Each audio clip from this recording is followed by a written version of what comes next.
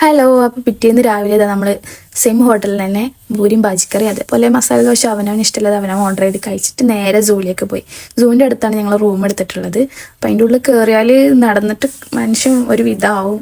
വേറെ ഓപ്ഷനൊന്നുമില്ല. കയറിയാൽ പിന്നെ ലാസ്റ്റിൽ നമുക്ക് എക്സിറ്റ് ഉള്ളൂ. ഒരു വിധം നടക്കണം, ഒരുപാട് നേരം നടക്കണം. ഒരു 1-2 മണിക്കൂർ പോണതേ അറിയില്ല.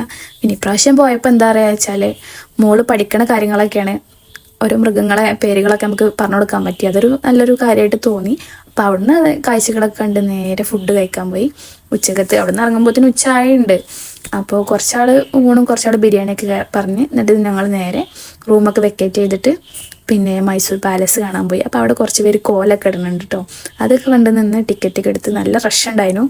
ഉള്ളിൽ കയറി പിന്നെ ഈ ആനിൻ്റെ തല ഒറിജിനൽ ആണെന്നൊരു വീഡിയോ ഇങ്ങനെ കണ്ടിരുന്നു. അതിനെപ്പറ്റി ആർക്കെങ്കിലും അറിയുമെന്ന് കമൻറ്റ് ചെയ്യണേ. അപ്പോൾ അതാ നമ്മൾ മൈസൂർ കൊട്ടാരമൊക്കെ ഇങ്ങനെ കണ്ട് നടക്കണം. എത്രയോ വർഷം പഴക്കമുള്ള കൊട്ടാരങ്ങളാണല്ലേ. ഇതിലോരോ ചിത്രപ്പളികളൊക്കെ കാണുമ്പോൾ നമുക്ക് അത്ഭുതമാണ്. കാരണം അന്നത്തെ കാലത്ത് ഇപ്പോഴത്തെ അത്ര ഫെസിലിറ്റീസ് ഒന്നും ഇല്ലല്ലോ. എന്നിട്ടും ഇതേപോലെയൊക്കെ നിർമ്മിതികൾ ഉണ്ടാക്കുക എന്ന് പറഞ്ഞാൽ അതൊരു അത്ഭുതം തന്നെയാണ്. അപ്പോൾ കാണാത്തവരൊക്കെ ഒന്ന് പോയി കാണാം കേട്ടോ. പിന്നെ ഇതാ നമ്മൾ നേരെ ഫ്രണ്ടിൽ വന്നു. അപ്പോൾ അവിടെ എന്തോ പോലീസുകാരെന്തോ പരേഡ് എന്തോ നടക്കുന്നുണ്ട്. പിന്നെ അവിടെ നിന്ന് കുറേ ഫോട്ടോസൊക്കെ എടുത്ത് അടുത്ത സ്ഥലത്തൊക്കെ നീങ്ങി. അപ്പോൾ ഇത്രയോളം ഇന്നത്തെ വിശേഷം. Thank you.